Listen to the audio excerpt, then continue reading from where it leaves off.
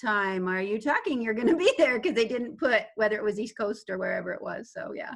Yeah, exactly. It can be, like I say, challenging, we'll say. But again, this is all a big experiment right now, you know, and we're just hopeful that, first of all, we're hopeful that we'll never have to do this again, that we'll never have to do this again. But by the same right, maybe take as an opportunity to learn that in the future we can do maybe even a hybrid type of meeting where it's going to be both in live and virtual, and people will be used to making these appropriate changes. And those are exactly the types of things that we're going to be talking about here today, actually. We're going to be talking about a bunch of different things, not only about how to speak in public, but also how to adapt yourself to this new environment, this new Zoom world that we're in. Because let's face it, everyone has to speak in public. At some time or another, you need to do it. Maybe it's at your work, in a staff, speaking to your staff in a regular meeting, maybe at some type of committee meeting with some higher ups in your organization. Maybe it's at your kid's school or a local event or something like that. But people face these situations where they need to speak. But it seems like a lot of people really get nervous about public speaking.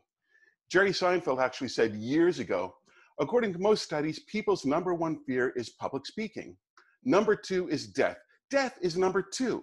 That means to the average person, if you go to a funeral, you're better off being the person in the casket than doing the eulogy. It's amazing how many people are just hugely intimidated by public speaking. But I can tell you right off that there are 3 things that I can think of that I fear a lot more than public speaking and a lot less than death: spiders, heights, and dark water. I hate those things. But you know what? My youngest son, whose room is right next to my office here, he hates spiders too. Now that he's 20 years old, he has to kill his own. But before that, he would find a spider in his room and I would go ahead, I would screw up my courage, I'd take the Kleenex and I'd go and I'd get that spider for him. Heights, well, every year, I'm like the Clark Griswold of our neighborhood. I put lights all over the house. That means I'm up on the extension ladder, I'm out on the roof of the garage, and I'm stringing up Christmas lights. I'm overcoming that fear. And even dark water. Years ago, my VP, he got a boat and took us out on it, took all of us out. And it was great. I loved it. The feeling of the wind in my hair back when I had hair. And it was just so invigorating. I loved it. I learned, because of going out on a boat with him, I learned to overcome my fear of dark water. So when you can have the motivation, when you're pushed for it, you can learn to overcome these fears. I think a lot of it goes back to, when we were kids, doing this type of thing. Being in school and giving a presentation in front of the class. It was a pressure time for us. You felt everyone watching you, and you felt a lot of stress going along with just talking to your classmates because you were being watched, you were being graded. But think of it the other way around. What's happening this weekend? Halloween, right? Now, okay, I don't know what's happening in your area for Halloween this year, but think back to when you were a kid and your parents would say to you, what do you have to do if you want to get the candy? You have to hold out your bag and you have to say trick or treat. And when you first started doing it, trick or treat, it was small, it was weak, it was hard to do, but then you found out, oh, I get candy. By the end of the night, you're holding that bag out, trick or treat! You've learned that because you get a treat for speaking, you're gonna speak. Trick or treat, trick or treat, trick or treat. If only we always got a treat when we spoke, maybe public speaking wouldn't be such a challenge. What it really comes down to is that the problem isn't the problem. The problem is your attitude about the problem. We need to change. If you want to be an effective public speaker, whether it be in school, at work, in your local community, anywhere, you need to change your attitude about speaking. That's what we're going to work on today. The first thing I want you to consider is something kind of new. Think about how you feel when you're nervous, especially before speaking. You get that pit in your stomach, your palms start to sweat, your heart is fluttering, and you're filled with worry. You guys know that feeling, right? Now think about how you feel when you're excited and your palms start to sweat and there's a pit in your stomach and your heart is fluttering. And it's all there except for the worry. Nervous is equal to excited plus worried. All that you need to do is take care of these worries. What are the things that you're worried about? Mitigate those. And what you're actually going to be feeling is excitement. You're not nervous before you speak. You're excited before you speak. And I got to tell you, every time before I speak to a group of people, I am always, always excited. Except for today when I was worried about my internet connection, but that's a different issue. You need to address everything that you can. And that all comes in the preparation and in changing your attitude. One way that you can change your attitude is simply enough how you dress. Now, this was an article about dressing for a job interview, but think about what they're saying. They're basically saying, don't dress, if I can get my hands seen here, don't dress really casual. Go a little bit more professional. What it comes down to here is actually an old salesperson trick. You want to think about the person that you're speaking to and just go one notch higher. So if you're speaking to your staff in your facility and you know that they're all going to be wearing scrubs, maybe you can get by with putting on a lab coat or just wearing your regular street clothes or something like that. If you're going to an actual committee in the workplace and you know that everyone else there is going to be dressed a little bit better, maybe you want to up your street clothes game that day. If you're at a conference, it might go so far as actually putting on a proper business outfit. But dressing appropriately will help to make you feel more confident when you speak to people. You don't have to be worried that they're going to be judging you for how you look. And of course, people should never be judging you for how you look, but people judge you for how you look. So dress appropriately to help convey that sense of confidence, and you will feel more confident. And then people have often said to me that, oh, they have such a problem memorizing their speech. And it's true. If you try to memorize an entire presentation, you've got a really daunting task. That is not easy to do. Don't memorize your presentation. Don't do it. Know your presentation. Know your subject matter. Know what you're going to be talking about and talk. If you're always reliant on memorizing things, think about Hamlet's soliloquy, okay? To be or not. And when you forget a line, you're lost. You can't continue from there because you've forgotten one thing. Don't try to memorize it. Just know what it is that you want to talk about and get up there and talk. Remember that when you speak to a group of people, you're the expert. You're the one who knows everything what it is that you're talking about. Think about when you do a jigsaw puzzle. What's the very first thing that you do? You get, oh, come on now, we've all been doing a lot of jigsaw puzzles a few months back, right? So you do the border, you do the boundary, you get your corner pieces, your edge pieces, and you establish what it is, the picture that you're trying to make. That's a jigsaw puzzle. Those boundaries are what you're going to be speaking about in your presentation. From there, you go ahead and you start filling in the picture, right? Well, if you're missing a piece, what are you going to do? Are you just going to leave it there? No, you're going to go and look for the piece.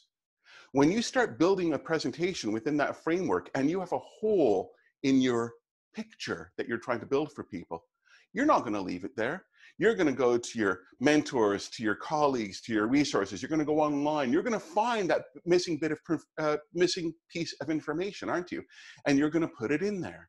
You are going to be so well prepared on what's within that very defined space. You don't need to know everything. You just need to know what it is that you're speaking about. You're the expert on that because you get to decide what it is that you're speaking about. And give up on this idea of perfection. Nothing is ever going to be perfect, okay? By the way, never apologize for making a mistake when you're speaking to a group of people. You can go back and catch it, but never say, oh, gee, I'm sorry, wait, let me go back and do. No, go back and do it. Give up on the idea of it being perfect. It's not going to be perfect. It's going to be good. Shoot for good. All that you want is good. Forget perfection. And this is true for anything in life, isn't it? Give up on this idea of perfection, because if you only strive for perfection, you will always be disappointed. if I always strive to pronounce every word exactly properly instead of stumbling over it like I do sometimes, we'd be here forever because my enunciation would be perfect. Don't worry about perfection. A great trick for changing your attitude, changing how you feel, is something called the Superman pose. Now, this was talked about in a TED Talk by Amy Cuddy, who was a psychologist. She was at Harvard, a bunch of different universities, one of the most watched TED Talks of all time. And she talked about how your body positioning can change your attitude. So what you do in a Superman pose, and this is really a great trick whenever you need to build your confidence, before public speaking, before going in and addressing a PI about a problem that he's had, before going in and seeing your boss for your annual review, you can try something like a power pose. You stand with your feet shoulder width apart, hands on your hips, shoulders back, and look up towards the sky. Pull in your tummy because everyone knows it's gotten bigger over the whole COVID thing, and stand there and feel proud. And her studies have actually shown that when you do this, your stress levels change, your confidence levels improve, and it really makes a difference on how you feel. And the most interesting part about all of this is that her studies have been proven false. It doesn't really work because of the positioning. It turns out that her test subjects knew that she was studying confidence, and they figured out, hey, if I take this position, I'm supposed to feel more confident. And that's actually what they ended up measuring by the end of it. So what's the moral to that story? Tell yourself that you feel confident. You can do that in your head. You don't have to strike a pose. Tell yourself that you can do it. Build yourself up. You can't fake intelligence. You can't fake sincerity. You can fake confidence. Absolutely. Fake the confidence and you will start to feel confident. So, if we've taken care of most of these things, most of these burdens about how we feel about public speaking, obviously the thing to do now is go ahead and jump right into PowerPoint and start making our presentations, right? Come on, Amanda, I want to see you nodding because I know you've been there too. Yes, there we go. It is something that we've fallen into, a trap that we've fallen into in recent years. People go straight to PowerPoint to make their presentations. And I get that, you know, because everyone says, where's your PowerPoint? They always want to know about PowerPoint. Don't fall into that trap. I also don't want you writing the whole thing out beforehand in a longhand. There are lots of people who do that. If that's your methodology and it works to you for a level, I guess that's okay. I personally find it tedious because you get into that risk of saying, I'm memorizing it again. You might start relying on word after word after word. So if you write the whole thing out longhand, you're possibly setting yourself up for a trap. I want you to remember that what we're really doing here is you're trying to craft a presentation. I don't care if you're speaking at a local ALAS conference. You want to be engaging to people, right? You need to craft a presentation. You need to make it something that people are going to resonate with. And all of that starts with a single idea. You just need to have a single idea of what it is that you want to talk to people about.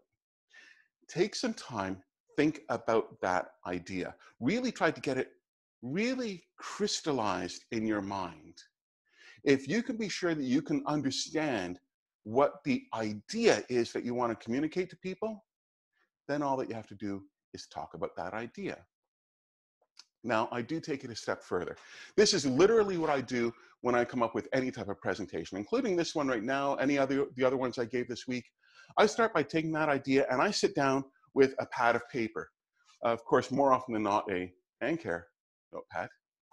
But I start writing ideas out on these little pieces of paper. A single idea on the main sheet, and I put it on the floor. Any other ideas that are generated from that, I write a single idea on here and I put it down on the floor. I lay all these things out on the floor so I can see all of them. But I'm getting the ideas out there as quickly as they come. Because sometimes that's how your ideas come to you. They come to you quickly. And you start saying, oh, I should talk about this, I should talk about this, I should talk about this. So write it all down and get just those ideas out there. Then what I do is I stand back and I look for a common thread. Do all these things really belong together? Is there something that runs all the way through? How does this topic join with that topic? Stand back and literally look at it for those common threads. And then I would go ahead and rearrange those stacks of paper. I'd have each thing that I want to talk about. And over on the far side here, those are the ideas that I threw away.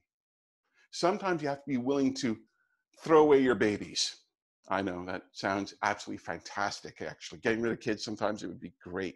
But anyhow, you have to be willing to throw away your babies. Sometimes it's an idea that you've had that you thought is absolutely, absolutely beautiful, but you know what? It doesn't belong in there. So take it out. I want you to think how many times you've been at presentations here at ALAS and you hear someone speaking about something and they've gone so far off down a tangent that although it might be interesting, it has nothing to do with what they're talking about, right? That is getting rid of the babies. Get that information gone. Forget it. Put it to the side, do a different presentation on that some other time. What you're left with now at the end is an outline. You have the body of your presentation right in there.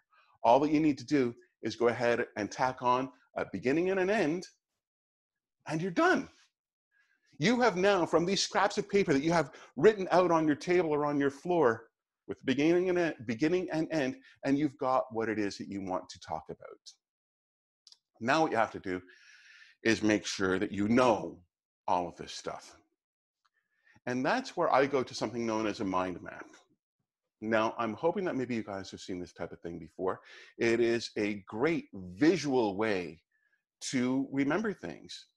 It starts with a central image, and then it goes from there. You start using lines to make things flow together. Use pictures and words, combinations of things. But what ends up happening is that when you're practicing your presentation, you are looking at this piece of paper. And you start to learn, oh, when I'm here, I'm talking about that. When I'm there, I'm talking about that. You start to carry the mental picture along in your mind. Now, this particular picture here is a mind map of how to do a mind map. But this is one, this is a mind map that I made several years ago about 5 tips for PowerPoint that we're going to be discussing later on. This one here is about working from home, which of course everyone seems to be pretty much an expert on nowadays. And this rather large mind map is for a 2-hour session that I give at ILAM on exactly this topic. I've got 2 hours of material covered in this one mind map. And I know where I am at any given time. As a matter of fact, if we take a look at it here, if I can get over far enough, hang on, here we go. I'm talking about mind maps right here, which means that audience is what comes next, and I'm going to discuss your audience. Well, according to that mind map, I am. The fact is I want to have one other slide about mind maps, because the most basic way to think of them is like a flow chart. You have your idea up at the top. You have your 3 points that you want to talk about, and underneath each of those, you have your subpoints. That's the most basic way to think of a mind map. Think about how it flows. So you're going to come in, you're going to introduce yourself, you're going to give your first point that you want to talk about, and then you're going to talk about that thing over there, and then this thing, and then over there. Then you go back to your second main point over here and flow from there. You see how a speech could flow from something like this? This is what you want to have in your mind, and this is what you can use as your notes. I've actually done many times presentations on Zoom where I have a mind map laid out in front of me. And yeah, sometimes it means I'm looking down here instead of looking into the camera, but it's not that bad. It works. Mind maps are a great way to help keep on track with what you're talking about. And then I mentioned the audience. This is a great acronym that you should use whenever you're speaking to people, whenever you're writing an article, anything like that. You want to be analysis. You want to analyze who your audience is. Think about what it is, what's their education, stuff like that. What is their level of understanding on the topic? What about their demographics? You know what? Education, background, and all that makes a difference when you're speaking to them. What's their interest? Why are they there? What's your speaking environment? Are you in a classroom? Are you up on a stage? How are you going to interact with your audience? Are you on Zoom? God forbid. What are their special needs? Is there some information that they need to get from there? Are you willing to customize your presentation so you can best meet their expectations? Anytime that you speak to a group of people, you should consider what your audience is and be ready to adapt your presentation accordingly for them. You can't always give the exact same presentation. Don't try to. It might be something really good that is in demand, but you need to consider, do I need to customize it for this particular audience? Now, if anything, maybe now, you might be ready to go to PowerPoint. And anyways, I'm being told my internet connection is unstable. Hopefully it still continues to work, because let's get into the 5 tips for a better PowerPoint. Tip number 1, ask yourself, do I need to be using PowerPoint? How many times do you go to a presentation and they've got this PowerPoint there? Why? Why do you even need it? PowerPoint can only achieve 3 different things. It can act as a backdrop. So if you just want to give people something to look at while you're speaking, you could use PowerPoint for that. It can reinforce your message. Hey, nothing wrong with reinforcing your message. That is fantastic. Or it can show you something that can't be shown any other way. I mean, some things you just have to see them to understand. I mean, how could you possibly explain something like this with words? You've got to see it. Those are really the only times that you should be using PowerPoint, to act as a backdrop, to reinforce your message, or to show something that can't be shown any other way. Now, we are in a scientific field. That does mean that sometimes you're going to have to put up charts and graphs and stuff like that. But I would encourage you to simplify those things. Make them easier. Don't put up the full really complex graphs. Really go for your main data points and reduce what the graph looks like. So it'll just make it easier for people to digest in a large environment setting. Tip number 2, limit your text. Plain and simple, limit your text. Because don't have your entire presentation written out on your slides. If all that you're going to do is read your slides to the audience, then why does the audience even need you? Chances are that most people can read, so we've all seen that too, right? Go to these presentations and all what they're doing is reading off their slides. Literally, everything is captioned, everything is said, and all that they're doing is reading off their slides. If I'm gonna read it, I don't need you there. I'm there for you, not to read the slides. So instead, try to follow the 5x5 rule. No more than 5 words per line, no more than 5 lines per slide. The fewer words you put, the better, because not every word needs to be written out. And then ask yourself, do you even need to put it in writing? Is there some other way that you can convey this information? Which brings you on to tip number 3. Use pictures. Use lots of pictures. Use good pictures. And of course, if you're going to use a picture, that means that you want to put it into a nice frame. You want to caption it, and preferably even put some little special effects on it, right? No, come on, no, really. Especially when you're talking PowerPoint, let the slide go full screen. Never put it into a frame. Put it all the way to the edge of your screen. Let it spill off those edges. Just make sure that the important part is closer to the middle. But other than that, take up the whole slide. Take up all the space that you can. If you're gonna, don't put I get upset at my wife for this. My wife and I go to a local school every year. We speak to a bunch of technicians about I speak about working in research. She talks about working in a zoo environment, and she puts up pictures of her zoo, and they've got like 4 pictures on the slide, and you can't see any of them. But she insists on doing it. Let the pictures be big. Okay, let them be there. Don't put up a collage. I'd rather have a big picture up there for 5 seconds than 4 small pictures up there for 20. Go through the pictures quickly. Use pictures wherever you can. I was looking for some pictures for pros and cons, and I came up with several different options of what you can do. If you're going to talk about pros and cons for something and you want this as a backdrop, use something like that instead of just saying the words pros and cons. What about if you're talking budgeting? You know, you want to keep things moving along and make it interesting for people to look at, even for things like temporary solutions. What other ideas can you come up with to convey to the people that this is what you're talking about without putting words? Tip number 4, slides are not handouts. I still go to conferences where they contact me beforehand and say, okay, send us your slide deck so we can hand it out to people. How the heck are slides handouts? Especially now that I've had you take all the text off the slides. All that they're going to be getting is pictures. But let's go back. Let's go back. Where is it? Here it is.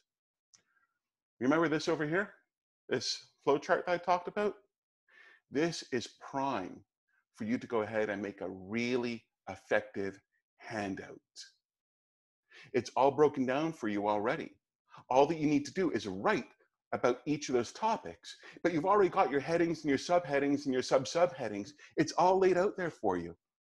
If this is worth people listening to, worth them seeing, give them a really valuable handout. As a matter of fact, I even have a handout for this presentation. And if any of you email me afterwards, I will send you a copy of this handout. It's easy to do, and the quality, the value add is so much better by doing things this way. The last tip, build it on a handheld device. So I've got my phone, and this entire presentation originally was created on my phone. Now, why would you do that? Think about being in a large auditorium setting. How many times have you been sitting back there and you're looking at the screen and you can't make out what it is? Because they've got too much text on there, it's too small, because the colors clash, because the picture is in that frame and caption and all this stuff. If you make it on your phone, you're getting that same type of effect. If it looks good on your phone, it will look good in an auditorium. There's all kinds of great apps available for iPhones, Android devices, anything like that. I'm actually a Keynote user, okay? I tend not to use PowerPoint myself.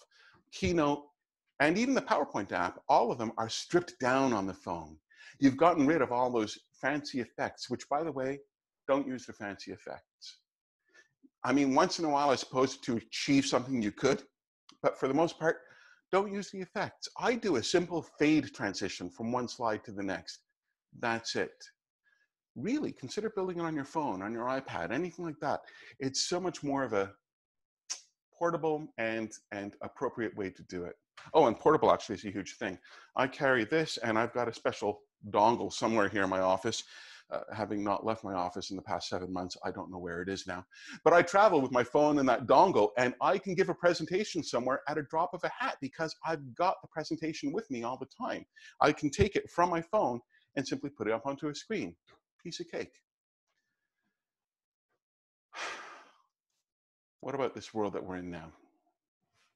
Things have definitely changed. I mean, Zoom, Microsoft Teams, GoToMeeting, Skype.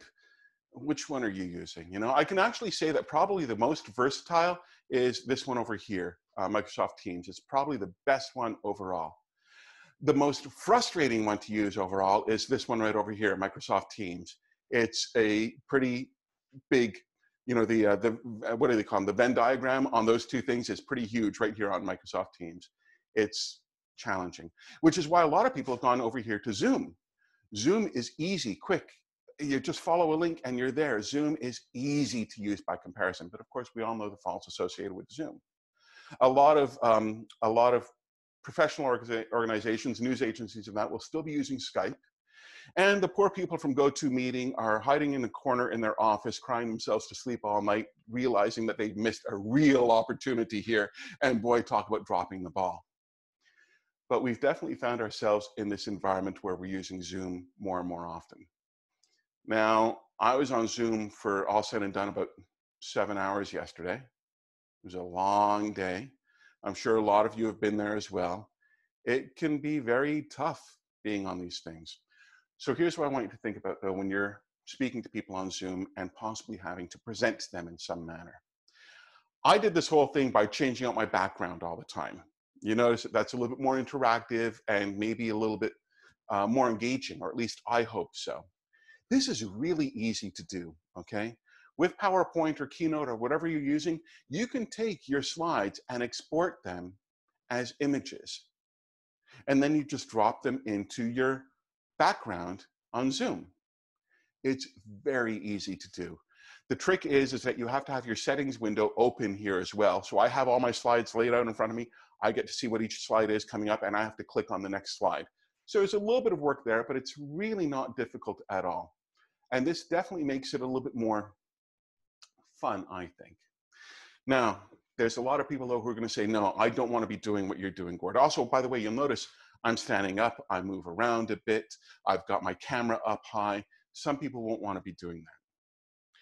General advice is, if you are hosting the meeting, if you're the one who's going to be speaking, very least, get your camera up high, okay? A lot of us using laptops nowadays, and laptops bring the camera down low, and so you get this upwards angle.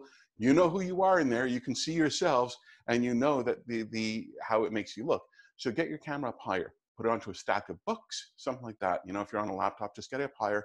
It will make you look better, and looking better will help to boost your confidence. Make sure that you're properly lit. Face a window if you can. Make sure that your screen brightness is up high, because that will actually light your face a bit, okay? Things like that. Think about what your background is. I very deliberately have a background on right now because I've got a cat box in my office behind me, and I don't want you guys seeing that, okay? Think about those types of things when you're dealing in a Zoom environment. Now, if you don't want to do the backgrounds like I am, and instead you want to share your screen for a PowerPoint, and this is true for any webinar, that advice that I gave you, those 5 tips, change a lot. Because when you're speaking to a group of people, I've had this slide up here now for, what, a minute and a half or so, 2 minutes? That's okay. How boring would it be if you were just looking at that slide and hearing my voice and there was nothing else? If you're going to run a PowerPoint and have yourself off to the side and share a screen so the PowerPoint is big, you need lots of slides, okay? You want to be changing that picture at least every 15 seconds or so. Change it up often, because that is what will keep people's interest. Otherwise, you know that they're going to zoom out. You're going to be speaking. I was in a presentation a couple days ago. Very informative presentation. The speaker was obviously knowledgeable, but he was also extremely monotone. And so when someone is speaking in a monotone way and all that you're doing is looking at their PowerPoint show, it doesn't take very long for those people to simply zoom out. Everyone in the audience is simply not paying attention. You see what I'm getting at, right? I realize that not everyone is going to be necessarily an engaging speaker. They might not have the vocal variety. They might not have the gestures, and that they might not have the things that will fully engage you. If you know that you have some of these issues and you don't want to be front and center in front of a presentation like this, you're going to be putting up your PowerPoint instead. Keep your PowerPoint going. Use those pictures to keep the audience engaged, because otherwise they're going to be on Facebook. Yeah, I can tell who's on Facebook right now. Look at that. Look, Sarah, oh my goodness. Jeez. A few final tips for you folks. Remember that you've got time on your hands, okay? It's really rare to just be thrown into a situation where you need to speak to a group of people. You're normally given some advance warning. That means that you have the time to quickly gather these ideas. Just the way that I said, know your key talking points, even if you only have an hour beforehand. When you get really good, you can do it with minutes beforehand. If you're really good, you're ready anyhow, okay? But take the time that you have to gather those key thoughts together and at least kind of get a rough idea of what this flow chart is going to be for what it is that you're going to be speaking about. Next, get yourself a mentor. Think about finding someone and saying to them, hey, I like how you speak. I like what you do, and I would like to improve myself, maybe to do what you do, or maybe just to do the best that I can do. So find yourself a mentor. Find someone who's willing to work with you. And I gotta tell you that people are willing to work with you, okay? You can find them all over the place. One of the best places to find a mentor for this type of thing is going to be at Toastmasters. And I know anyone who knows me knows I talk about Toastmasters all the time. By the way, here, let me, because this is actually, I got this earlier this year. This says that you can't even see it, look at that. It says I'm a distinguished Toastmaster. It's the highest ranking that you can get in Toastmasters, and I achieved that earlier this year. Thanks in no small part to there's a secret lab animal professionals group on Facebook. I know several of you there are members of it. And I gave a presentation in there on leadership. That was my last qualification I had to do to get my DTM in Toastmasters. Anyhow, enough self-bragging there. Toastmasters is an organization dedicated towards helping people develop their speaking skills and leadership style. There are clubs everywhere around the world. I live in Montreal, right, where am I? I am right around here, all right? This is in a 20-mile radius of where I live. There's about 18 clubs. You can go onto toastmasters.org, just plug in your zip code. It'll tell you all the clubs around. You've got clubs that meet in the daytime, in the evenings, on weekends, in the mornings. Some of them are lunch hour clubs. There's all kinds of clubs around. And it's a club. Well, my wife says it's a cult, but still it's a club.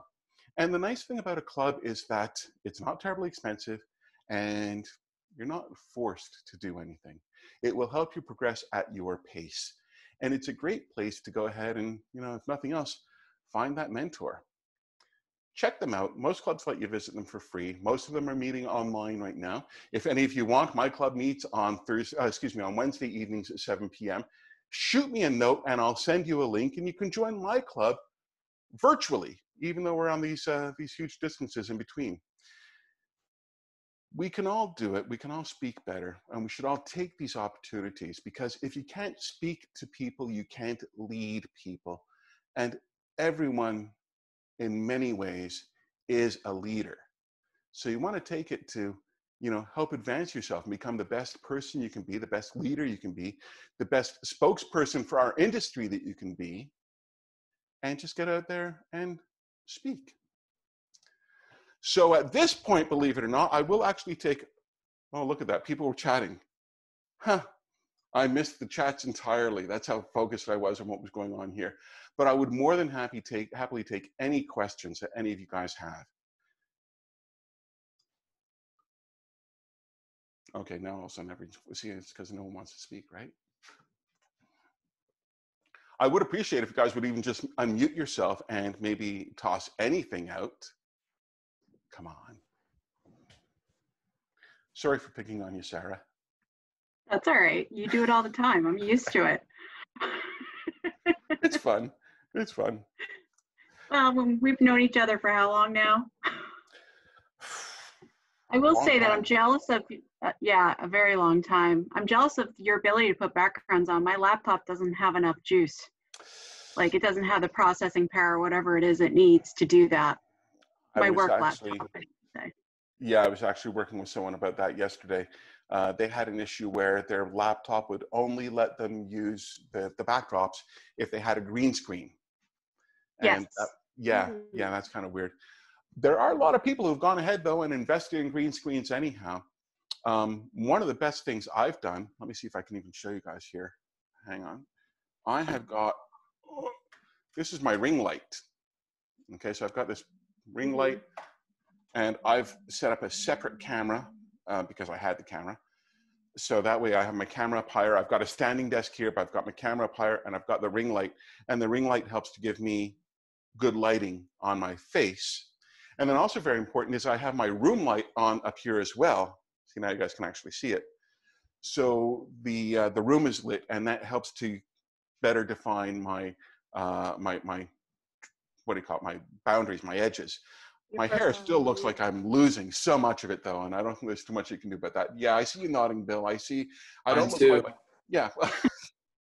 That's what it is. It's the background that's done that. So you do it on your main computer then? I do. There's a lot of people who will, running off their phone or their iPad, and you can do it off of an iPad. So that's what I was asking. I can't actually. I'm on an iPad right now, and I've tried to do backgrounds, and it's literally not in my settings. Yeah, just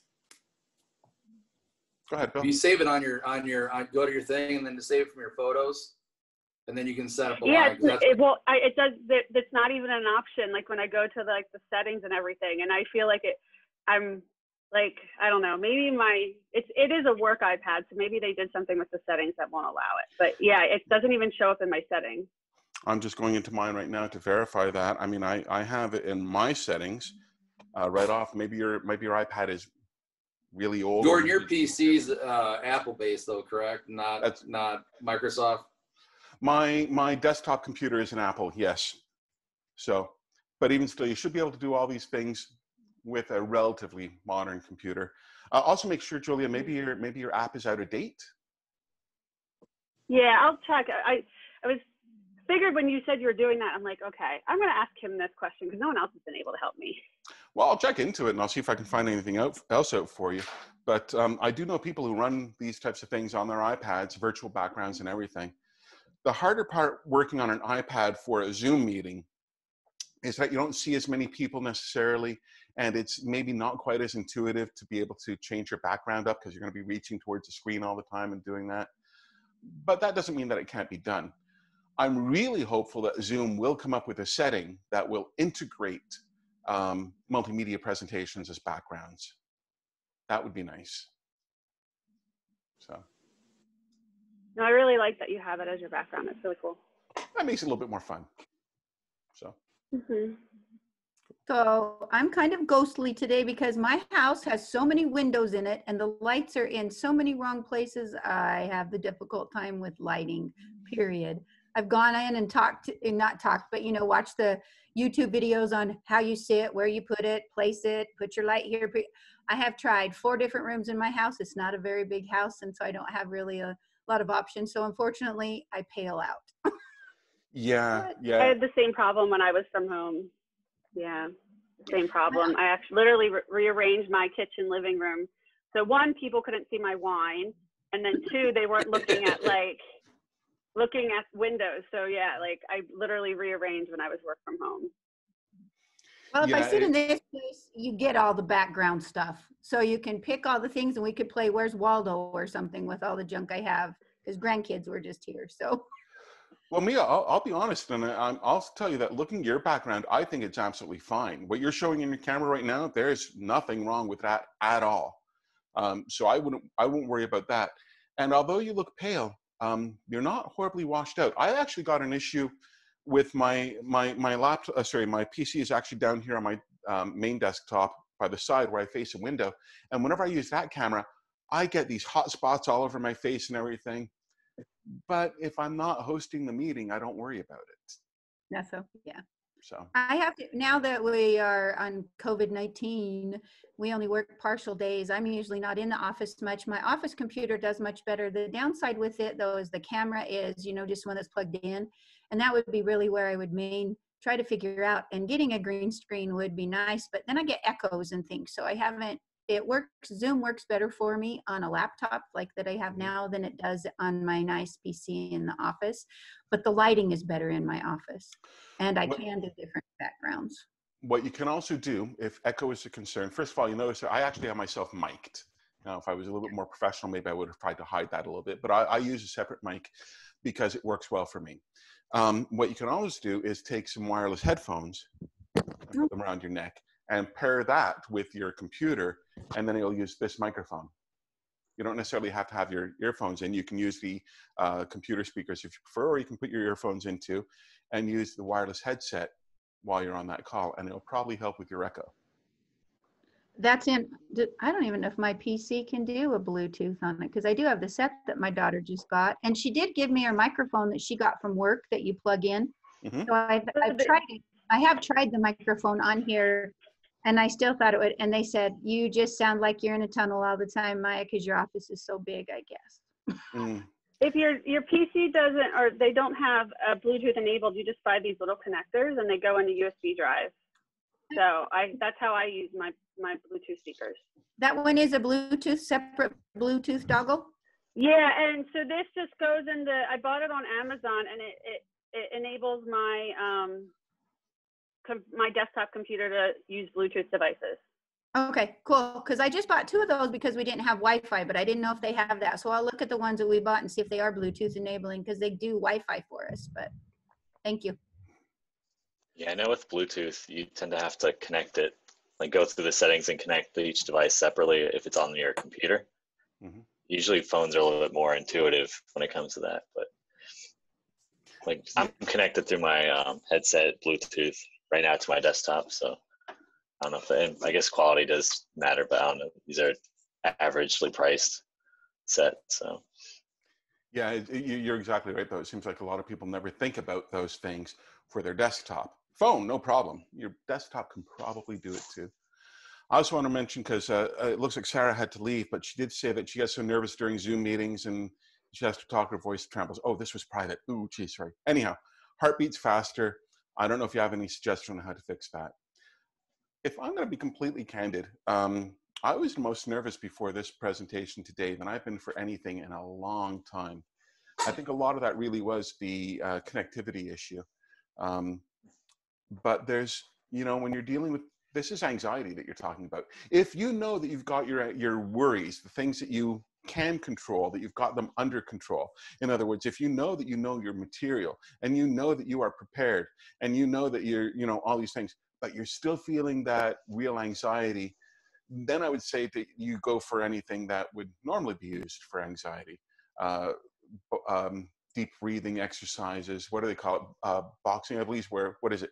Inhale over 10 seconds, hold for 10 seconds, exhale for 10 seconds, that type of thing. These things can be very effective in helping to reduce anxiety in any situation, and certainly apply for any stress related to speaking. And Mia, you were talking about being blanched out, yeah, pale. Yeah, Oh, yeah, there we that's go. all that was. I do have one thing with it that I noticed with it. I don't know if it would help or not, but when I do like my outreach presentations, and when you spoke earlier about know your subject, know your audience, Mm-hmm. mostly high school kids that we do a lot of things with, and when we're there with it. But even now, I cannot talk about dogs. So I know that. So I have to avoid dogs because I don't know what's happened, but it's an emotional bing. Mm-hmm. Well, that's... honestly, Go ahead. Oh, I honestly use, when I do the career days, the Children's Hospital Philadelphia. I don't know how much it made in the nation. They're doing like, it's a fake placenta. They're called bio bags. And there's whole YouTube videos and everything. And I talk to 6th graders, but that seems to get them really, they love that because they actually see like the lamb living in the bio bag. And then there's an actual like video of the lamb later on, like alive and running around a living room. wow. But it is definitely good to know what your own personal triggers are when you're speaking to a group of people. There's nothing wrong with avoiding dogs if you know that that's going to be a challenge for you. I have a huge challenge in public speaking, and I've been working to overcome it, but it's still horrible. I have a hard time reading aloud. At one point, I was chair of an awards committee, and part of the protocol at the time was to go ahead and read all the criteria for the award. I did that one time. And after that, I entirely changed how we did the awards because I cannot get through a written paragraph without stumbling all over the place. So I don't do it. That's fine. I'm sorry for joining a little late, but I wanted to see if you touched on how to get people more involved in these Zoom meetings, as far as either now, I can't turn on my camera because I don't have a camera on my desktop, but something like that where I have a lot of little mini staff meetings and no one's showing their camera or actually saying anything. So it's a little interesting to So join in that regard. Actually, you know, I got to tell you, I love the fact that there are several people on the call right now who actually have their cameras on. It gives you that feedback that you're looking for sometimes, of even just seeing a face. There's a couple of challenges involved. Even just on the presenting side, one of the things I have to make sure to do is to look into the camera sometimes, because this is how I'm making eye contact with people. If I don't do that, they don't necessarily feel engaged. So first of all, you're going to have to actually ask them to turn on their cameras or invite them to turn on their cameras if they feel comfortable.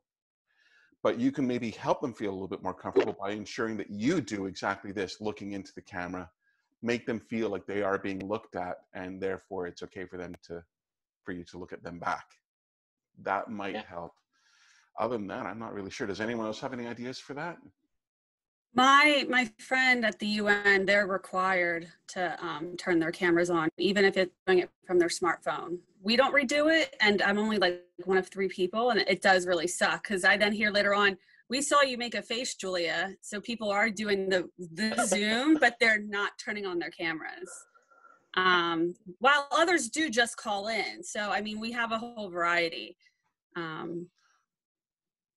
Well, of course, there have been some accidents that have occurred recently that could be good motivation for keeping cameras off. But, you know, a lot of it has to do with Zoom etiquette as well.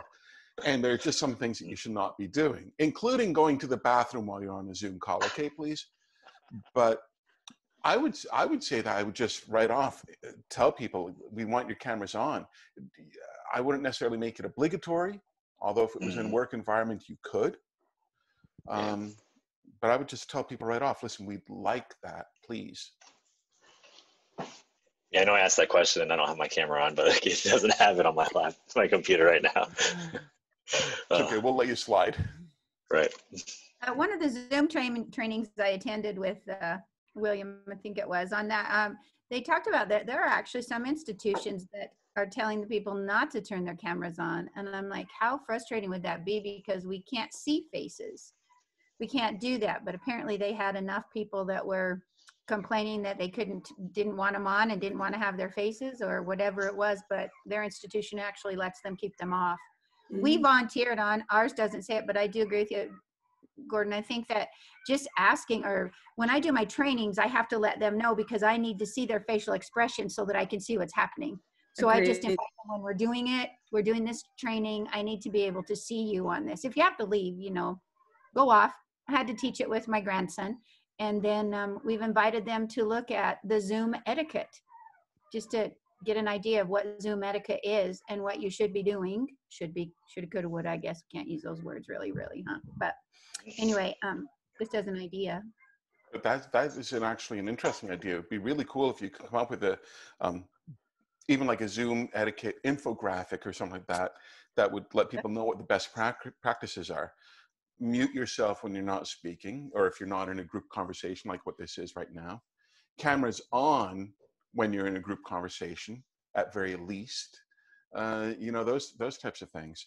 I've been in some meetings where we've had 300 people in them, and yeah, okay, at that point you turn off cameras because you just have too many screens to scroll through otherwise, and that big of a meeting, you're really just listening to the one person who's speaking.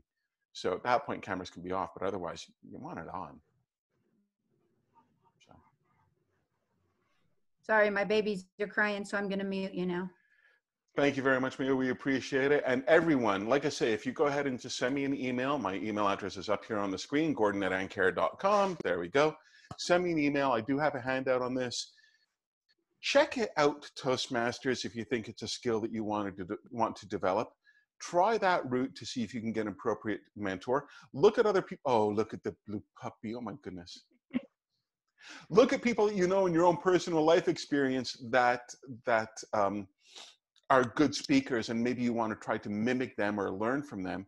And worst case scenario, if you can't find a mentor, let me know and I'll see what I can do to help you out as well. Thank you everyone for tuning in. We're going to be back here at 1 o'clock with Vinny, our West Coast rep, and we're going to be talking about Tech Track. And thanks a lot. Enjoy the rest of your show. Thank you. Hey guys. Thanks, Gordon. Bye. Bye, guys.